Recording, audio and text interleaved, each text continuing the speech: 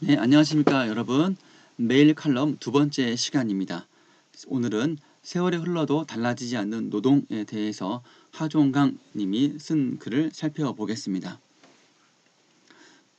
이분은 성공회에 대해서 강의를 하고 있는 교수님이시기도 합니다. 학기마다 종강 수업 시간에는 장기 투쟁을 해온 사람들을 초청해 이야기 마당으로 꾸민다. 조금이라도 위로하자는 뜻으로, 왜냐면 투쟁을 하니까 힘들 수 있으니까요. 민중가요 가수를 초청해 공연을 곁들일 때도 있어서 겉모습만으로는 풍성한 행사처럼 보이기도 한다. 세월호 희생자와 가습기 살균제 피해자 가족, 도로공사, 톨게이트 요금 수납원, 콜텍, 유성기업, 동양시멘트, 재능교육, 한국3M, 서케미칼 많네요. 이렇게 장기 투쟁하는 노동자들이 많네요. 너무 많네요. 너무 많아요. 이번 학기에는 안산에서 공장 폐쇄에 반대하는 투쟁을 벌인 사업장의 노동조합 분회, 다음 페이지요. 분회장과 평택에서 비정규직의 정규직화 투쟁을 해온, 그러니까 비정규직과 정규직은 대우에서 많은 차이가 나요. 네, 그래서 비정규직을 정규직으로 바꾸는 것. 자, 그래서 이거는 비정규직을 정규직으로 바꾸는 투쟁이 정규직화 투쟁이라고 할 수 있겠습니다. 노동조합 지회장을 초청했다. 두 회사 모두 우리 사회 중소기업의 전형과 같은 사업장이다. 전형이라는 말은 여러분, 우리가 쉬운 말로 본보기, 이 두 회사를 보면 우리 사회 중소기업의 현실을 척 알 수 있다라는 얘기가 되겠습니다. 코로나19 상황 때문에 진행에 필요한 최소한 인원만 학교에 모여서 온라인으로 진행했다. 상투적으로라는 말은 늘 습관적으로라는 뜻이에요. 의뢰에 물어보는 질문 2개만 준비했고 나머지 순서는 사회자 재량에 맡겼다. 노동조합 간부를 위원장이니까요. 회장을 맡게 된 동기가 무엇이냐 하는 첫 번째 질문에 이어 어린 시절은 꿈이 무엇이었어요? 라는 두 번째 질문을 했을 때 한 사람이 먼저 답했다. 꿈이 없었다기보다 꿈을 꿀 수가 없었어요. 꿈을 꿀 수가 없었어요. 11살 때 부모님이 두 분 다 돌아가셨어요. 공부를 하고 싶다거나 운동을 하고 싶다거나 그런 꿈을 꿀 수 있는 처지가 아니었어요. 또 한 사람이 답했다. 홀어머니가 키워주셨는데 전세를 살면서 확정일자 받는 거를 몰랐어요. 전세금을 날리게 된 거죠. 어떻게든 해결해 보려고 어머니가 법원에 가서 줄을 서서 한참 기다렸는데 법원 직원이 한자로 가득 써진 문서 양식을 주더래요. 어머니가 눈앞이 깜깜해지셔서 그걸 질문이라고 준비했던 우리가 잘못했다는 생각으로 주최 측은 모두 고개를 숙였고 강의실 귀퉁이에서 잣일을 거들고 있던 나는 40여 년 전, 그러니까 1970년 되겠네요. 1980년대겠네요. 동일 방직 노동자들의 얼굴이 겹치며 마음이 숙연해졌다. 마음이 좀 슬퍼지고 좀 차가워졌다라는 것이죠. 그 긴 세월이 지나도록 어떻게 노동자의 삶은 이다지도 달라지지 않을 수가 있는가. 시간이 지나면 많이 발전도 이루고 변화도 있고 한데 다른 거 다 변했는데 노동자의 삶만큼은 이렇게도 어렵고 여전히 어렵고 여전히 힘들고 여전히 가난한지에 대해서 노동 현실을 잘 알고 있는 이 선생님께서는 마음이 아팠다라고 볼 수 있겠습니다. 아팠다. 사회를 맡았던 사람은 나중에 부끄럽다고 했다. 그러나 그도 자신의 회사에서 최후에 남은 조합원 2인 중 한 사람이고 엄동선한 엄청 추울 때 투쟁 현장을 찾아다니며 1인 시위를 밥 먹듯 하고 사는 노동조합 위원장이다. 새해를 맞으며 듣는 노동자들의 소식은 예년에 없이 어둡다. 노동자들 소식이 굉장히 좀 이제 안 좋은 것이죠. 국회 안팎에서 중대재해기업처벌법 제정을 촉구하는 단식이 이어지던 지난 3일 울산 현대자동차에서는 원청 회사 중역이 방문하기 전 청소 작업에 투입됐던 산야차 노동자가 금속 압착기에 눌려 끝내 숨지는 사고가 발생했다. 우리 매일사설 두 번째에서 공부했던 그 이야기입니다. 해당 작업은 고위험군 작업으로 설비를 멈추고 청소하는 것이 원칙이지만 원칙을 지키지 않았네요. 생산 차질에 대한 부담 때문에 전원을 유지한 채, 그러니까 전원을 끄면 그만 공장이 멈추는 거잖아요. 그만큼 물건을 만들지 못하니까 아까도 말했지만 아까 매일 사설 전에 매일 사설 두 번째에서는 이윤 경쟁이라 그랬습니다. 그리고 이 앞에 어떤 말이 붙었냐면 탐욕적인이란 말이 붙었죠. 멈추고 청소해야 되는데 더 많은 이윤을 위해서 무리하게 전원을 끄지 않은 채 청소 작업을 했는데 그만 기계의 오작동이든 어쨌든 청소하다가 그만 끔찍한 변을 당하신 거죠. 멈췄다면 아무 문제가 없었을 것입니다. 노자 주장이고요. 출입문을 통해 정상적으로 출입한 경우 설비가 자동으로 멈추게 되므로 마치 고인이 돌아가신 분이 임의로라는 말은 자기 마음대로 작업 원칙을 지키지 않아 사고가 난 것처럼 몰아가는 시각도 있지만 해당 공정에 대해 잘 아는 사람은 죽고 싶어서 환장한 사람도 그렇게는 하지 않는다. 그러니까 그렇게 자기 마음대로 위험한 공장을 멈추지도 않고 갈 수는 없다는 겁니다. 절대로 임의적으로 한 것이 아니다라는 얘기입니다. 지난해 말 2020년입니다. 전태일 열사 50주기를 맞아 전태일 열사는 여러분들이 역사 시간에 많이 배울 겁니다. 네, 나중에 또 할 얘기가 있겠습니다. 많은 언론 매체들이 전태일 열사에 관한 내용을 다뤘고 나도 여기저기에 불러다니며 전태일 열사에 관한 이야기를 했다. 50년 전 이분이 살아 계셨을 때 이분도 이제 노동자였거든요.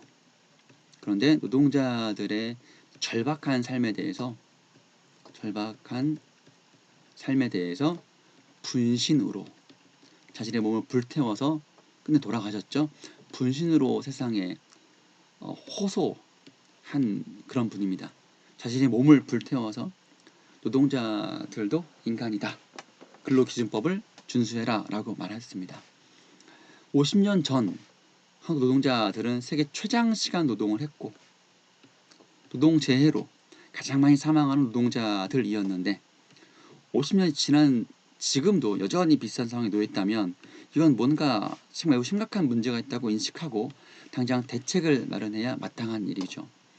영국과 비교할 때 다른 나라와 비교하는 겁니다. 이제 비교를 하면 더 우리나라의 현실을 더 잘 알게 되겠죠.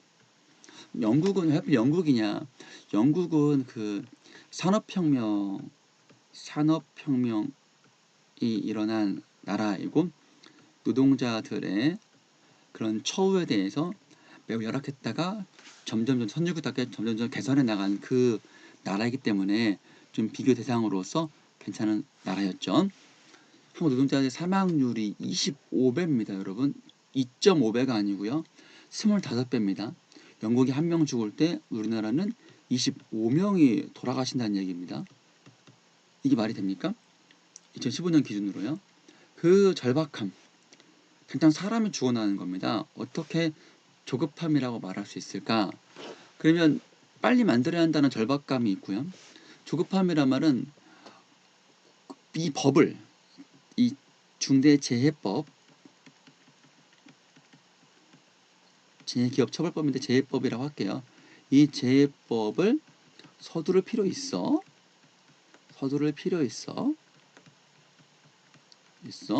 여기 이거는 이제 경영계 사장님들 입장에서는 이 법을 서둘 필요 있어? 너무 조급한 거 아니야?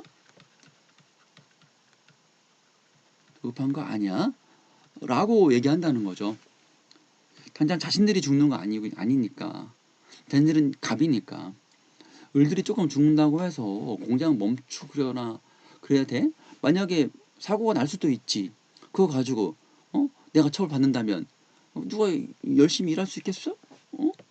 회사를 우리나라를 위해서 경영계가 나라 발전을 위해서 공장을 돌릴 의욕이 사라지잖아. 라고 뻔뻔하게도 이렇게 얘기를 한다는 것입니다. 너무 늦었죠. 이렇게 40년, 50년이 지나도 여전히 죽는 사람들이 많은데 이 긴 세월 동안의 시간이 있는데 얼마나 더 기다려야 합니까? 라는 질문을 던질 수 있겠네요. 너무 조급한 거 아니야? 네, 40년 기다렸습니다. 50년 기다렸습니다. 얼마나 더 기다려야 합니까? 라고 이제 반박한다면 삼성 반도체 공장에서 일하다가 백혈병으로 숨진 황유미 씨 아버지 황상기 씨가 계십니다. 가장 좋아하는 노래는 가수 김종환의 사랑을 위하여라고 합니다. 황상기 씨는 이렇게 말합니다. 그 노래에 가사가 있습니다. 가사. 그러니까 이른 아침에 잠에서 깨어 너를 바라볼 수 있다면 그런 가사가 나오잖아요. 아침에 일어나 가족들 얼굴을 다 보고 씻고 옷 입고 먹고 할 수 있으면 행복한 가정이거든요. 그런데 죽으면 그렇게 못하죠. 하루를 살아도 행복할 수 있다면 나는 그 길을 택하고 싶어. 세상이 우리를 힘들게 하여도 우리는 변하지 않아. 너를 사랑하기에 저 하늘 끝에 마지막 남은 진실 하나로 부를 때마다 눈물이 나요. 이거는 딸을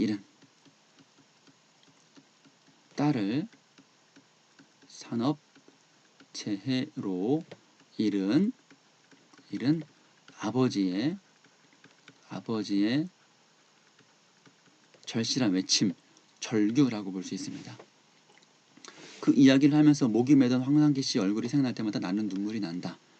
경제 규모 세계 12위 선진국 대한민국에서 언제까지 일해야 하는가 해서 이분의 키워드도 이렇게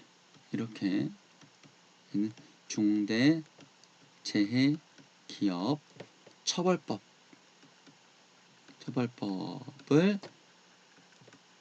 제정해야 한다. 노동자들의 현실에 대해서 관심을 기울여야 한다. 노동자들의 비참한 현실에 관심을 기울여야 한다라고 말하고 있는 것이죠. 네, 내용 정리해 볼까요? 네, 기억해라 문장과 내용 선생님이 간단하게 정리할 테니까 필기 부탁드립니다. 그 긴 세월이 지나도록 어떻게 노동자들의 삶은 이다지도 달라지지